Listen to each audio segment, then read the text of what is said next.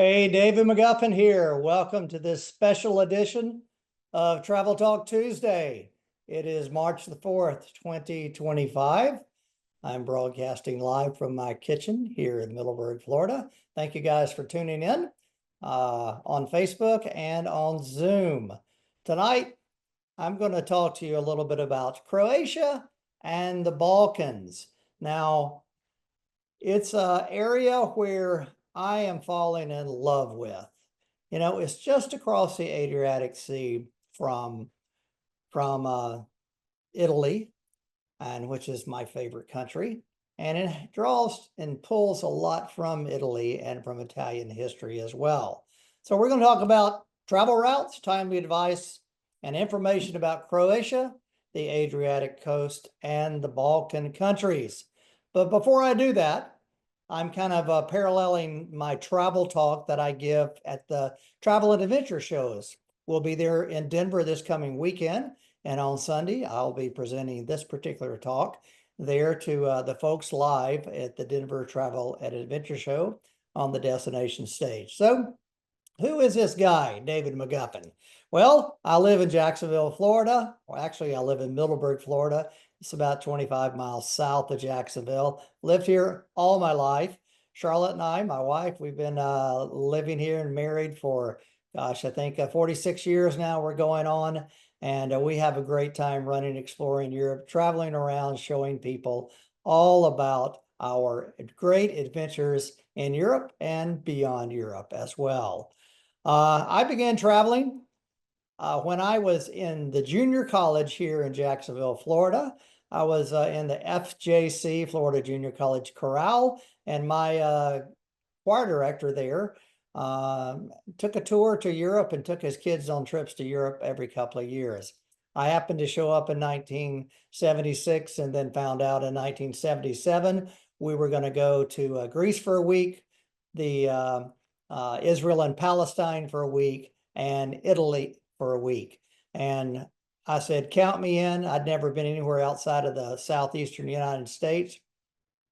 So I raised money, and it cost me $900 to go on that 3-week tour back in 1977. This is a photo that was taken at the Colosseum in Rome.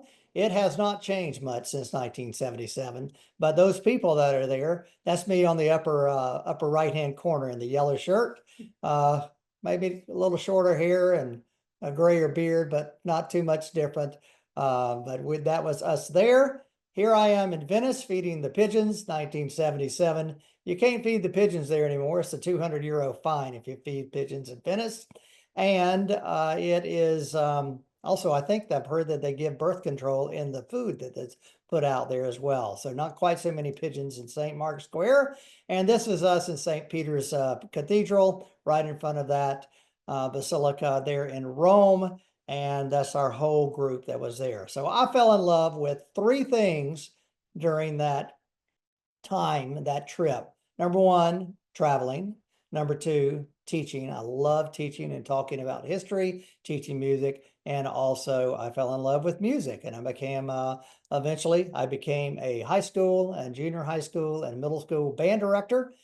30 years, I just did that nonstop. I never had a dull day on the job. I loved every minute of it. I began taking my band students, just like my teacher did in college, on trips all over Europe.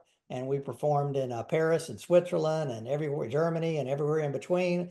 And this is a photo of my band in 2005 at Dublin St. Patrick's Day Parade Festival there. And so a lot of kids who were in my band have also learned to fall in love with travel.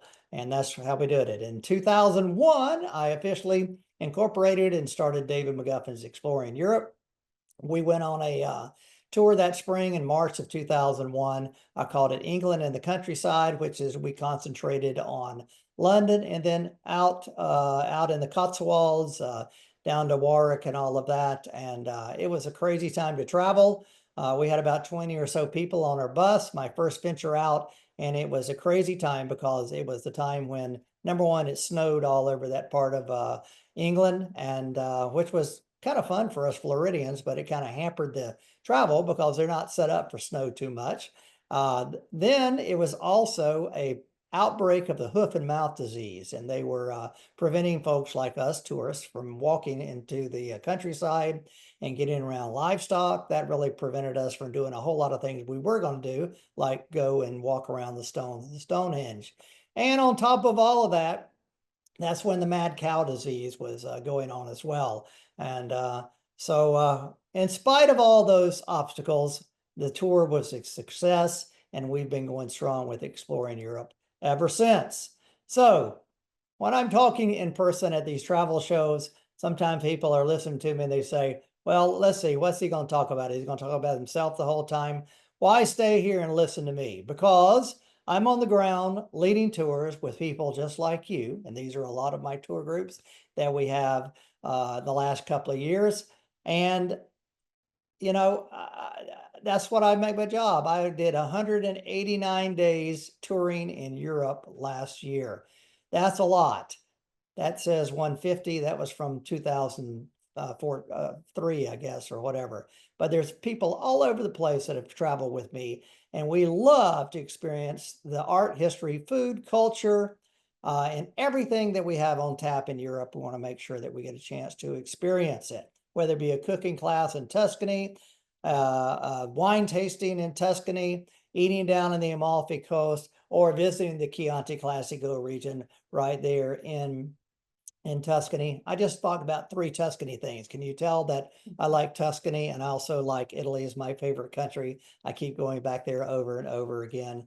We have 5 different tours going to Italy, as a matter of fact. So today, though, I want to talk to you about the Balkan Peninsula.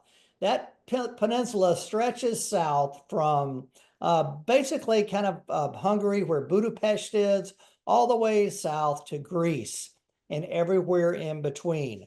Those countries that are here in green that you see, Slovenia, Croatia, Bosnia and Herzegovina, Serbia, Montenegro, Macedonia, and Albania, all those are relatively modern countries. Back in the day, 400 years ago, they were part of the Austro-Hungarian Empire, and the Habsburg family owned all of that and controlled all of that. Throughout the centuries, its people and its culture have shifted, but its beauty remains unchanged. The Romans have touched the area, the Phoenicians have touched the area, the Greeks have touched the area, and every civilization in between. I've said the Phoenicians, and I also mean the Venetians as well, since Venice is just right around the corner from Croatia here. But back in 1918, Europe was kind of divided up after World War I, and this became Yugoslavia, these countries that I have here in red. And the capital of Yugoslavia was Belgrade. They're right in what we know as Serbia now. Now, there's 3 or 4 different people groups, 3 different cultures, and 3 or 4 different religions that all intersect here. 3 religions, let's say, that all intersect here. So there's a vast diversity, but like I said before, its culture is all diverse, its people are diverse, the religion's diverse, but the art, history, culture, cuisine is all kind of connects everything together. So Tito was a communist ruler from 1918 to until shortly before 1992, when everything collapsed, and the modern countries of Slovenia, Croatia, Bosnia and Herzegovina, Serbia, Montenegro, Macedonia, and Albania were all broken apart and formed, and were part of what we know as Europe. You see, there's also a little region called Kosovo, and it depends on who you talk to, if that's a country or not. Let's just say it's not a country, it's a region. And there's a lot of ethnic and religious things that keep that divided and separated apart. But that makes up the Balkans. So I want to talk to you about 3 different tours that we have in the Balkans. The first one is Croatia, land and sea, and it begins nowhere in the Balkans. It begins across the border in Budapest. Budapest is a beautiful Austrian-Hungarian Empire city. The Habsburg family had 3 big capitals basically all over the place. They had the main capital in Vienna, Austria. They then migrated and conquered and took their palaces and capital on up to the north, and were in gosh, I should know this. Where is that? The Moldau River, the Danube, the Moldau flows through there. I'm losing track of it. Prague. I wasn't going to talk about Prague. And then further down into Croatia, and the Zagreb as well, and Budapest. So there's 4 great big cities that the Habsburg Empire really established. So if you go to them, they all look similar in architectural style. But Budapest is where we start because it's easy to fly into, and we begin in Budapest with a couple of nights there to experience the big city on the Danube River. And that's the Parliament House there. And we end down the bottom right-hand corner. We end in Dubrovnik, which is one of the major cities in Croatia.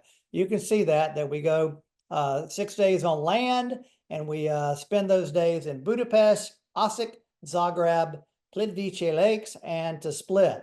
I've got some QR codes if you want to shoot a picture of that. It goes right to my website and details what we're doing on the tour. And then after the 6 days on the land, we do 7 days on the sea, beginning in Split and visiting Trogir, Bol, Hvar, Vis, Korčula, Slano, and Dubrovnik are the overnight stops that we have there. So I call that Croatia Land and Sea Tour, beginning in Budapest to Split to Dubrovnik. Now, that again on the upper right-hand corner is Budapest. And down here on the bottom is also part of Budapest as well. The Budapest is loaded with a big capital grandeur. This is my friend Ken there, standing with the David McGuffin Exploring Europe backpack, admiring part of the Castle Hill. And then St. Matthias Church is also up on the Castle Hill. You see that in the bottom left. From there, after 2 days touring Budapest, we cross over the border into Croatia, and we visit the region, the state area known as Slavonia. It's not Slovakia or Slavonia, it's Slavonia. And that's a region, and you can see loaded with vineyards and great people, wonderful mountains. It's where the Danube and the Drava River come together. And there's an area, kind of a swampy area, kind of like we have here in Florida and Georgia, called the Okefenokee Swamp. It's called the Boranja. And there's a lot of history and culture and agriculture there as well. Our first night there, we go to my friend's home up in the mountains in his vineyard, and we have a cookout with these Croatian musicians. It's a wonderful time.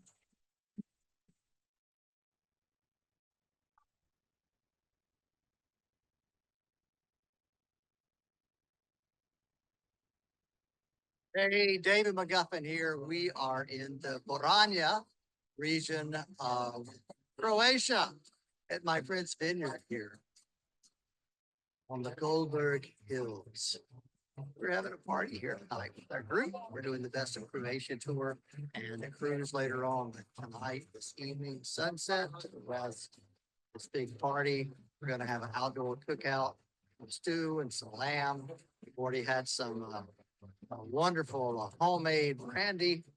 What a great way to experience Croatia with family and with friends on Exploring Europe Tour, and my friends here in Croatia too. Hey, your adventure starts right here with David McGuffin's Exploring Europe. So that is a great experience there, and it's very near the city of Osijek, and we stay in the city of Osijek there, and there's a huge cathedral there as well. But from there, we head on down to the capital of Croatia, Zagreb.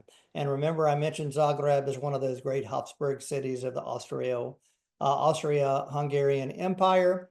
And it's a grand city. This is a church that, believe it or not, I've been there 5 or 6 times over the last 20 years. And those church spires always seem to be covered up with scaffolding and construction. maybe one day they'll get it all squared away. But Zagreb is a wonderful city situated in the valley on the river and up on a hill as well. And this street that is in the bottom right hand corner, boy, I can't pronounce these names that are there, but it's got a big long name. And in the middle of the afternoon, you see very few people walking there, but it comes alive at night with music, food, drink, partying, and great Croatian hospitality. And so you'll enjoy spending the time in Zagreb, the capital of Croatia.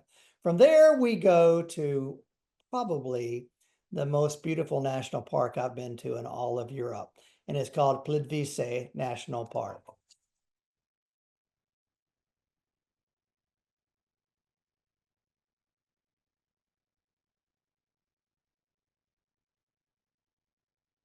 7 or 8 lakes cascade down limestone cliffs and waterfalls, one after the other, creating this beautiful, beautiful natural environment. That's Plitvice National Park. We'll have dinner there and stay overnight as well, right in the region. And from then we head on down to the south. We're going to this area here. Now we're heading towards Split. But before we do that, we're going to go visit this village called Sin, Sinj, and it's famous for a religious icon in one of the churches, and also for the Alcazar knights that were established there by the North Africans when they were invading and conquering this part of Europe.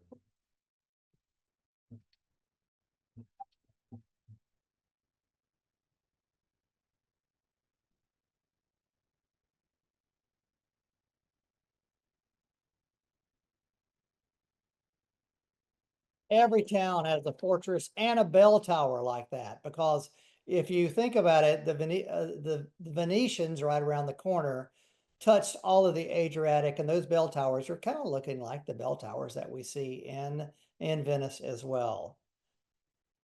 From there, we go to Split and we join our boat for 7 nights, a cruise that we're going to take on there. And Split is a wonderful city. It's built in the it's built right on top of Diocletian's retirement home, the Roman Emperor Diocletian's retirement home.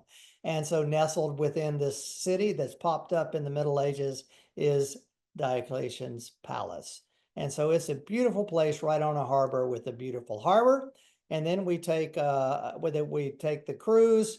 We go for 8 days, 7 nights on a cruise, and you'll see what we're doing. Trogir, Split, and we'll go on down. So let me talk to you a little bit about Trogir, which is to the north a little bit of Split. This is the harbor going out into the Adriatic. Now, none of these places are more than about 3 miles off the coast, the mainland. So it's not like a big cruise on the ocean. Matter of fact, our ship has only about 16 or 17 cabins, so a little over 30 people total on the ships that we have, that we charter to visit here on the Croatian Adriatic waterways.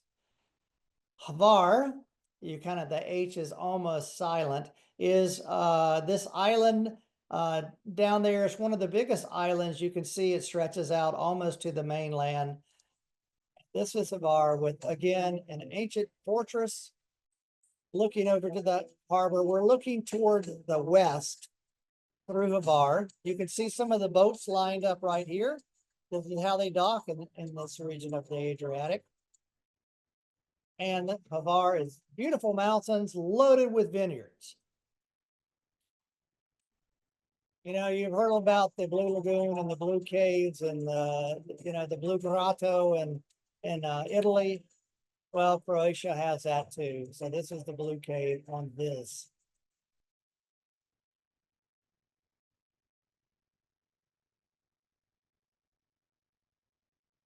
Korčula is one of my favorite islands.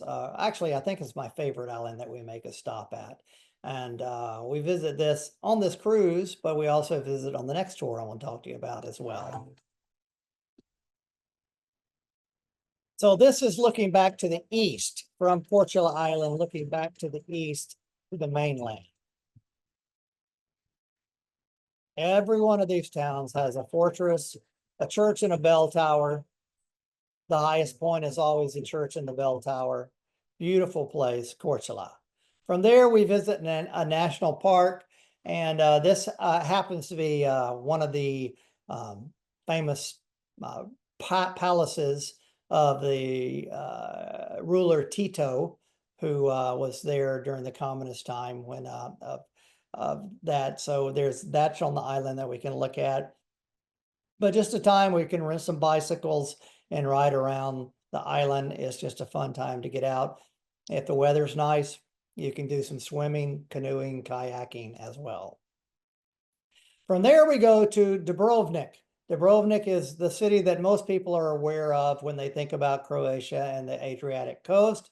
It's located like on the upper right-hand corner with a lot of fortified town. You can walk those city walls. It'll take you about an hour and a half or so to walk around those walls, but the great views inside the town and to the surrounding countryside.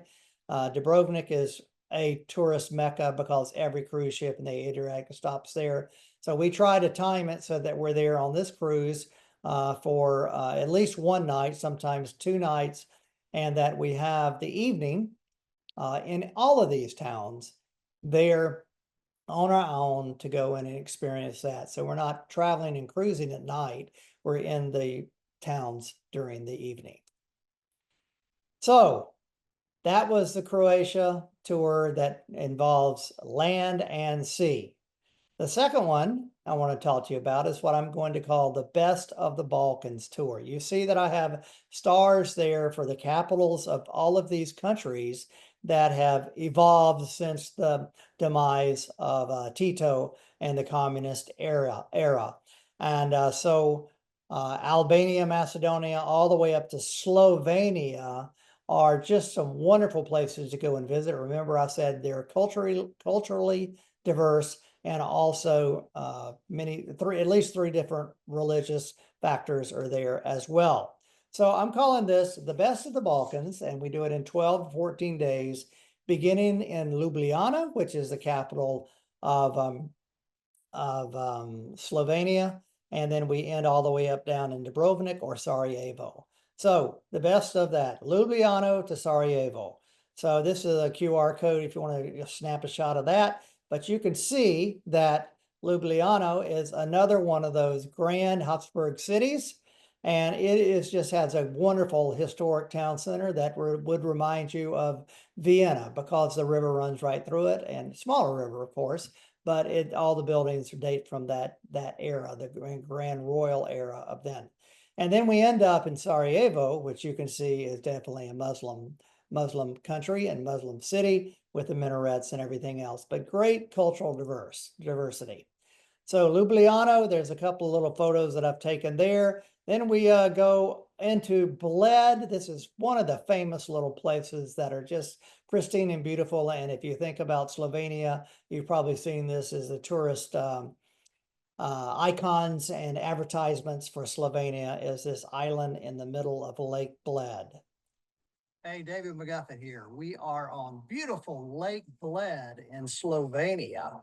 And we're standing up on the ramparts of the castle, high above the lake, and out beyond us is the picturesque little church on the island in the middle of Lake Bled.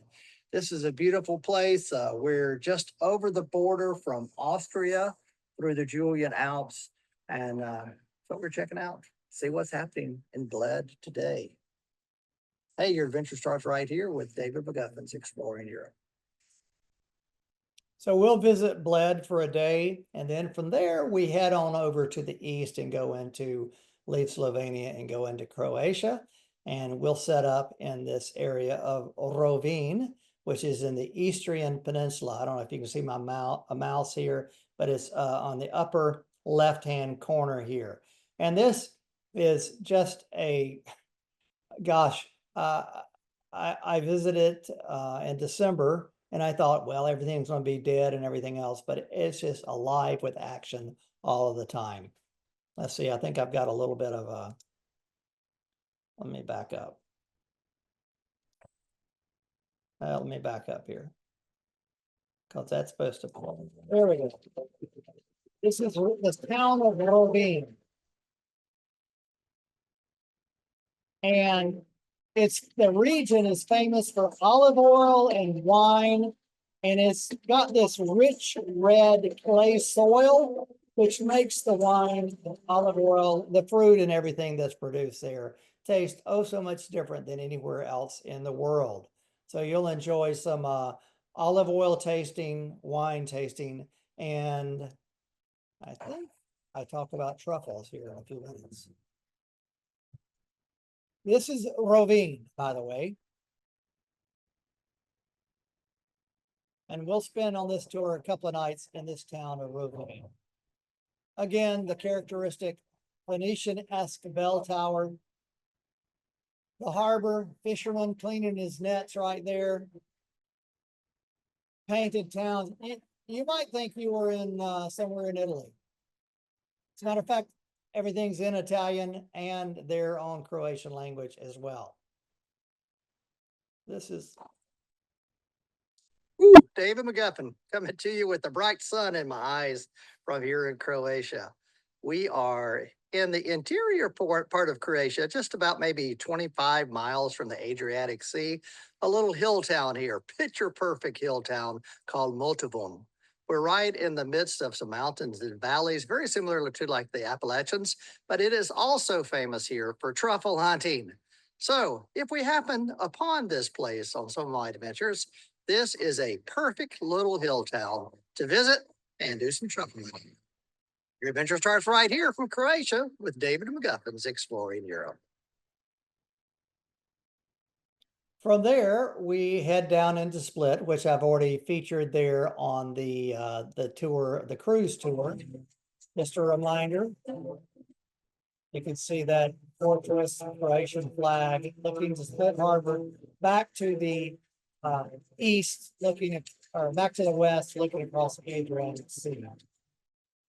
And then we'll also have a chance to go down and spend a couple of nights on the island of Hvar, and that's where that blue cave experience is. There we go.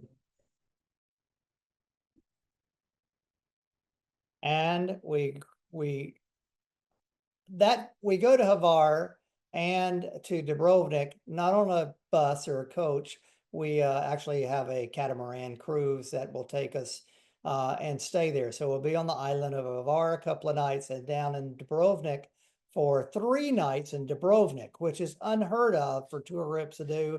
But I just wanted to insist that we have a great experience in Dubrovnik, and so that you have some time in the evening to get out, walk those walls, eat dinner without all the tourist crowds there. One of the days we'll go to the Bay of Kotor, which is in the adjacent country, right across the border, about 5 miles away of Montenegro. And this is a huge fjord-like, well, it is a fjord, basin bay that goes into that in the Bay of Kotor. And from there, if you want to go the extra 2 nights for making it 14 nights, we go to Mostar. We venture into the area of Bosnia and Herzegovina, and also end up in Sarajevo as well. So that's the Best of the Balkans tour, 14 days and 12 days. You see the prices right now that are focused on that. And then finally, I have what I call, for lack of a better word, the authentic Balkans tour. And the authentic Balkan tour, I'll go back here, begins in Serbia and Belgrade, and it loops around down to the south and visits the country of Macedonia, Albania, Montenegro, and ends again in Dubrovnik. Why do we keep going back to Dubrovnik? Well, it's a beautiful place. I like to stay there when the tourists aren't there, so we stay there overnight, and it's got a great airport to fly out of as well. So those are the reasons we're ending all these tours in Dubrovnik. You can't miss Dubrovnik. So this is the authentic Balkans tour from Belgrade to Dubrovnik. Belgrade in the upper left, Dubrovnik on the lower right-hand corner. You can see the route there. We begin in Belgrade. Belgrade is, this whole trip, it takes some thinking and getting your mind wrapped around the culture, because it's like, it's like Europe was when I went in 1977. And so a little bit, they have all the technologies, tap and pay with your card, and your cell phone works everywhere, but they do things kind of the old fashioned way. So for example, you'll see haystacks in the field, or these big racks in the fields with hay draped across it, drying and everything. A lot of livestock everywhere. It's just a wonderful place to go. This is the river in Belgrade. This, believe it or not, is still the Danube River, the Donau River that goes through here as well. That goes all the way out to the Black Sea. So, it starts, we hear it going through Vienna, Budapest, the Baranya there, and now here we are down in Belgrade. There's the Danube. This is the castle and the fortress.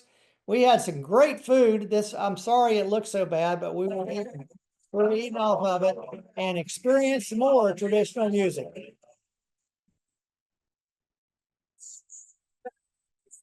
That's my friend Chrono. They're in the coat, and his son Lucas. He's eating, but he loves to sing as well. And then from there we go to Skopje. Where Skopje is in the next country down. And so we leave there and go down to Skopje. And let's see what. I'll tell you what. We're up at on the hilltop at the fortress. It's 12 noon.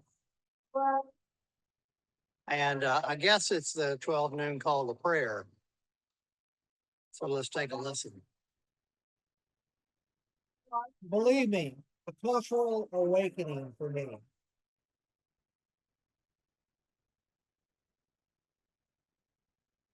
Some of the street scenes, the market scenes in Skopje, minaret with the mosque.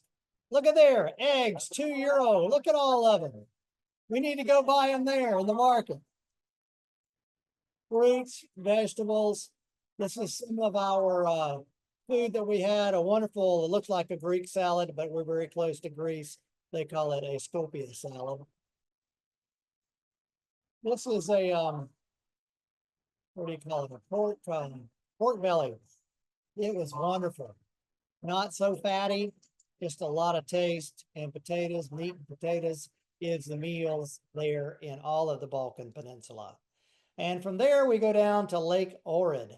Ohrid is in the big mountains, or that's why the Balkans are called the Balkans, is there's this mountain spine, that mountain range that stretches down the entire peninsula. And we finally get to the Balkan Mountains, and here we are in Lake Ohrid.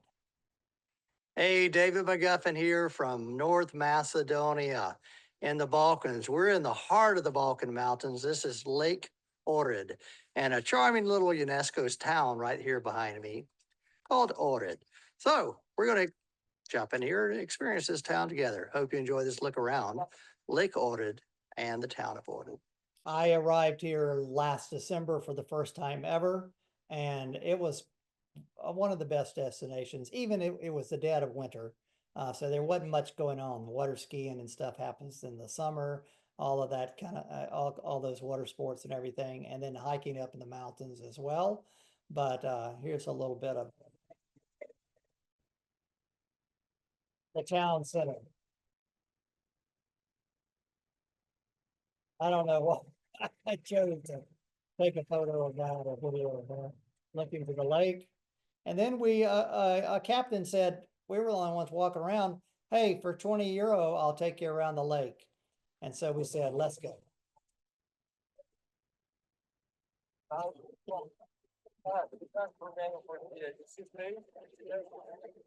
He gave us a great tour. Spoke very good English. We saw and pointed out some of these chapels and stuff around the lake.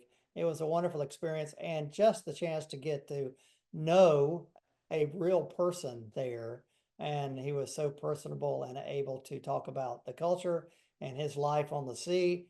He had captained large boats, but now he's retired and he's captaining a boat on this lake right here that straddles the region of Lake Ohrid.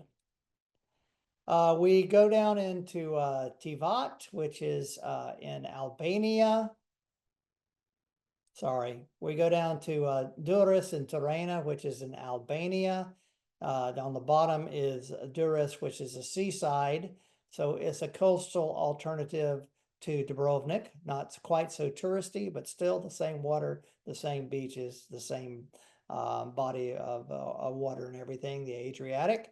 And then from there, we go up to Montenegro and we visit that Bay of Kotor again and end up our tour in Dubrovnik, which we talked about 3 or 4 times already.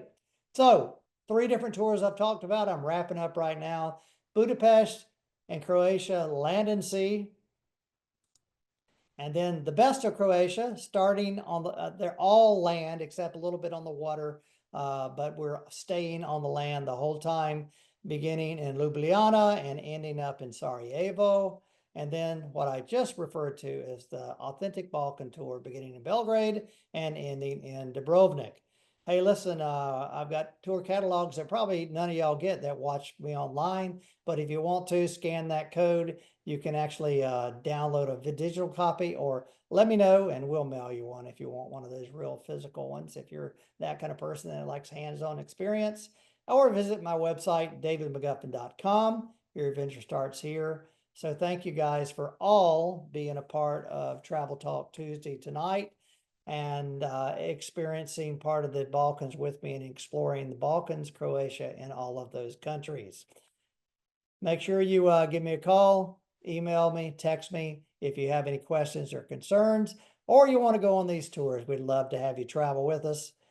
And as soon as we can close down, I think I'm through because I've got the pizza oven going. And since we were so close to Italy, we're going to have a little pepperoni pizza for dinner tonight.